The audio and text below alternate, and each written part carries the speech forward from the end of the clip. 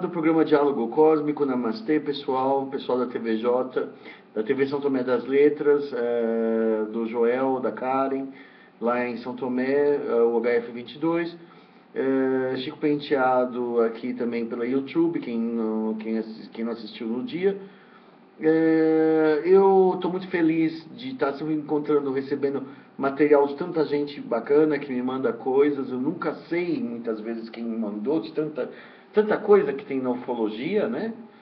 E assim, às vezes eu vou deixar passar muita coisa, porque na verdade se fala que não acontece nada na ufologia, acontece coisa todo dia, e que os céticos ou as pessoas que são excessivamente criteriosas demoram demais para mostrar as coisas. Eu tenho uma mentalidade, um modo de pensar, de que é importante mostrar primeiro. O público julga.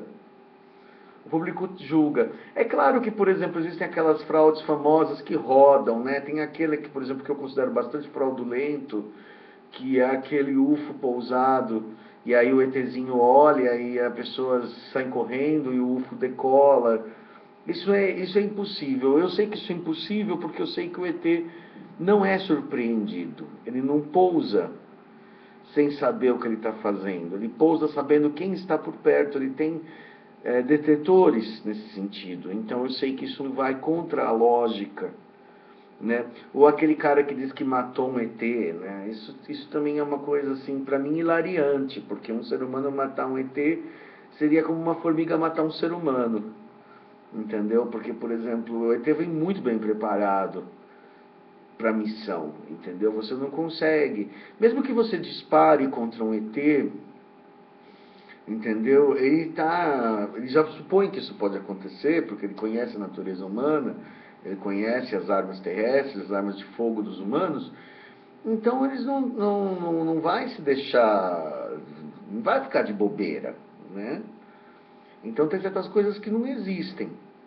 Agora, às vezes surgem, eles tinham um canal Mistério, um canal mexicano que mandou também, eu fico sempre um pouco a pé atrás com as coisas mexicanas por causa da história do Jaime Maussan, que tem fama de ter feito, também tem muita coisa falsa que vem da Turquia, né? Da Turquia e do México tem muita história de coisas não verdadeiras que vêm de lá, porque talvez lá tenham mais pessoas que curtem. Então quanto mais pessoas curtem, mais fraudes surgem, né? Infelizmente, é como, por exemplo, se você vai viajar para a Grécia ou para Roma e compra estatuetas, o Egito, né, por exemplo, e compra estatuetas falsas achando que são verdadeiras. E quanto maior o interesse por uma determinada coisa, maior a quantidade de fraudes. Né? Como no Brasil a ufologia eu não vou dizer pequena, a ufologia é grande, mas pouco estruturada, né? Tem poucas organizações ufológicas tal, que realmente atendam as pessoas e tal, legal. Então, por exemplo, não existe assim, um comércio tão grande como existe em outros países, talvez, onde mais pessoas mexem com ufologia, entendeu? De uma forma mais livre, né? Aí teve de qualquer forma, teve esse caso aqui do México, né? Que me lembrou muito, para quem não sabe, está no meu livro Conversando com os Reptilianos, né? Que eu tenho um encontro com a Fêmea Shem, né? Esse encontro com a Fêmea Shem aconteceu em 2005, né? E era uma entidade, a gente chama de entidade ômega. O que é um ET ômega? Na classificação, os alfas são os baixinhos, são os greys, etc. Os betas são os de aparência humana, né? Aí você tem gama, delta, eu me confundo um pouco com esse sigma quando é pequenininho, menor do que 1 metro. Depois, maior que 3 metros é chamado de gama. Tem uma classificação ufológica tradicional que hoje em dia ficou meio esquecida porque já furou tanto, né? Hoje em dia as pessoas preferem mais falar em termos de pleiadianos, reptilianos e greys, né? Os 3 mais frequentes e outros. Os insetoides também são relativamente frequentes. e depois outros tipos de extraterrestres menos frequentes. Mas assim, a classificação, existia uma classificação que era usada nos anos 70, que era baseada em tipo, né? Em tipo porte físico. Então baixinho era alfa. Eu lembro quando eu comecei na ufologia, você falava assim, não chamava de Grey, chamavam de alfas. Os alfas. Que não tem nada a ver com Alpha Centauri, tá? Era alfa no sentido de que o tipo alfa era o tipo mais frequente, que hoje é o Grey, né? Que era um ser de cabeça grande e baixo. Não necessariamente com olhão, porque tem uma variante que não tem olho grande. Hoje mesmo, outro dia eu recebi mesmo um relato de um ser com magricelo, cabeça grande, e eu falei assim, um Grey. Não, não era um Grey, tinha olho de humano. Quer dizer, pode ser um híbrido, pode ser uma outra espécie, pode ser um monte de coisa. Mas tinha orelha pontuda, o que já não bate com Grey, né? Esses de orelha pontuda de vez em quando aparecem. Parece um... Tem a cabeça que lembra um Grey, uma cabeça exagerada, um corpo magricelo, mas não tem... como se fala? Não tem o olhão, aquele olhão que parece um Ray-Ban, né? Que o Grey tem. Bom, e aí quando eu estava lá em 2005 numa vigília ufológica, eu estava com a Roseli Vaz de Lima, que é uma amiga minha que faz vigílias lá no interior. E aí, em um determinado momento, eu vi atrás dela uma luz se formando e uma voz mental muito forte falou assim: não fale nada, finja que não está acontecendo nada. Eu abri, né? Então, assim, brincando que não estava acontecendo nada, eu falei assim: hoje eu não estou muito bem, eu estou um pouco cansado, né? Ela falou assim: eu estou muito doente. Falou assim, que coisa, né? Isso aqui, a gente vem mesmo pela força do hábito. E eu fui vendo aquela coisa se formar. E aí ela falou assim, pode tirar uma foto, né? Que é a capa do meu livro hoje. Que quando eu tirei a foto, eu vi uma silhueta feminina. Era uma silhueta feminina de luz pura, né? Inclusive, determinadas pessoas falaram que era Photoshop, que... Inclusive, eu mandei até para o exterior, mandei até para um ufólogo cubano, né? Nem sabia que tinha ufologia em Cuba, mas era um ufólogo cubano residente nos Estados Unidos, que acho que em Cuba mesmo, de Fidel, acho que você não pode fazer isso. Mas, porque lá, sim, é uma ditadura militar da boa, né? Mas, aí o cara falou assim pra mim, não, isso aí é uma mulher pelada que você estourou a luz e colou num fundo preto, né? Tipo assim, se pegasse porque parece uma mulher nua, meio peituda, e você estourada em luz e num fundo preto. Mas não é realmente uma foto real, entendeu? Isso é uma coisa que eu vou sustentar até o fim da vida. E até mostrei no programa da Fátima Bernardes, né, que a única vez que eu estive no programa dela, o pessoal olhou meio natural, com estranheza, né? Não fiquei chateado porque eu já esperava por isso. Mas assim, quando verdade, na verdade, aquela coisa durou uns 2 minutos, depois começou a apagar de novo como se fosse um farol. Parecia, ao longe, para mim, parecia um farol, uma sonda, uma bola de luz. Eu não via um corpo feminino, né? Mas quando saiu a foto, saiu um corpo feminino bem claramente. Ninguém vai dizer que aquilo é uma pareidolia, porque dá para ver busto, dá para ver coxa, como se estivesse dentro de uma janela, está dentro de uma moldura quadrada. E agora surgiu no México, eu já tinha visto uma outra também na Inglaterra, mas essa do México eu achei que está melhor. Eu não sei se eu vou conseguir mostrar para vocês na minha câmera, porque a qualidade não é assim das melhores. Olha, tá aqui, entendeu? Aqui nesse lado, deste lado, você vê uma coisa luminosa, uma massa luminosa, entendeu? Que seria assim a formato de uma pessoa, né? Entendeu? Eu não tenho como julgar isso como fraude ou verdadeiro, porque pareceu muito real, a coisa se move em luz. Teria que ser uma pessoa vestida de luz, não sei como seria possível fazer isso, de luz incandescente, de luz forte, que é exatamente o que eu vi na Shem, né? Depois, quando eu fiz hipnose com a Cássia Faria,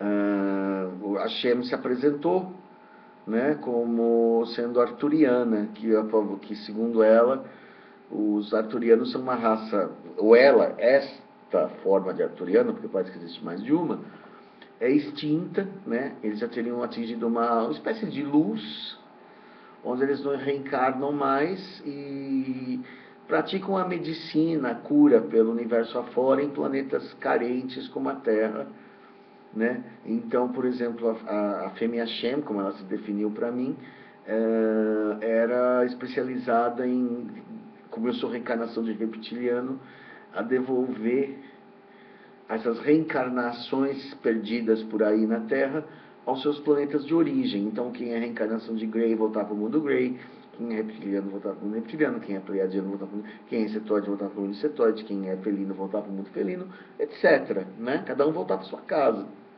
né? Dentro dos seus costumes, dentro do seu modo de ser.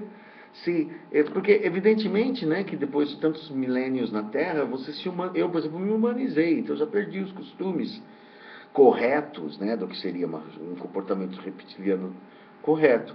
Então, o que acontece? Você tem que primeiro tomar consciência de que você é isso, né?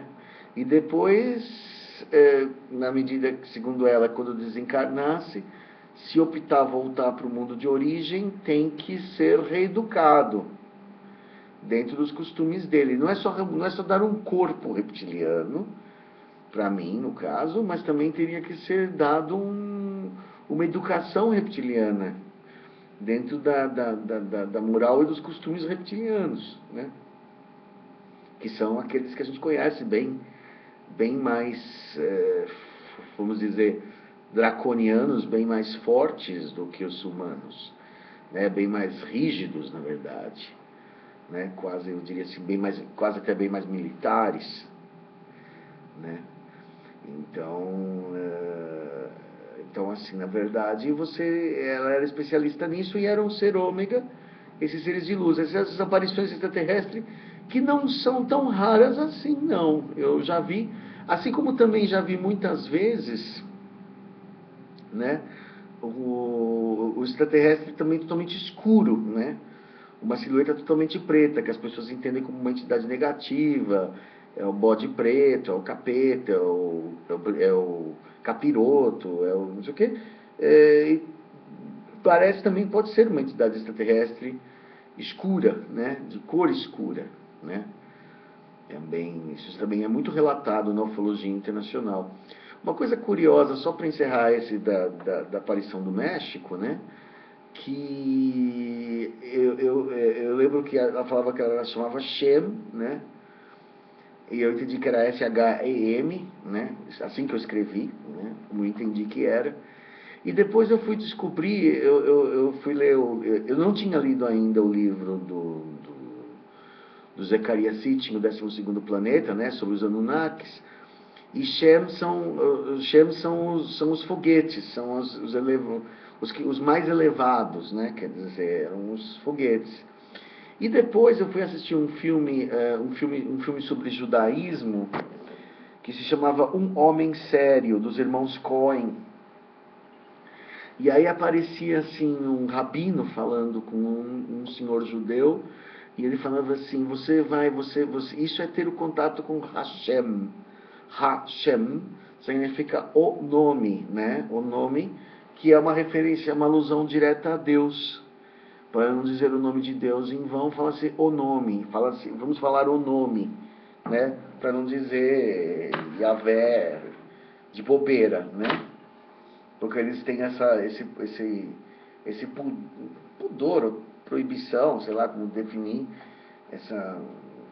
de ficar falando o nome de Deus como liberalmente, assim, toda hora, né?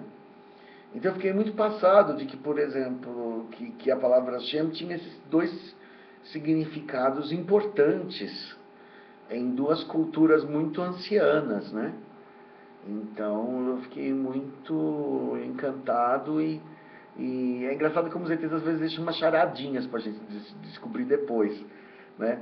Outro dia Às vezes as pessoas me mandam assim, coisas assim, eu vi um ET falar uma coisa que eu não entendi.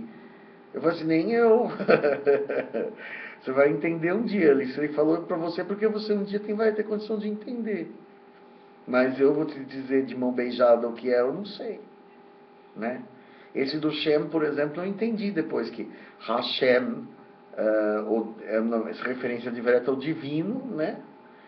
No judaísmo, e no caso dos Anunnakis, dos Sumérios, eram as carruagens, né, que levavam os deuses, os Anunnakis, né, os deuses sumérios aos céus, né? Tá bom? Seriam os veículos, né? Tá? Mas então é muito interessante esse caso do México. No chutômetro me parece real, senão eu não gastaria 15 minutos aqui falando disso, né?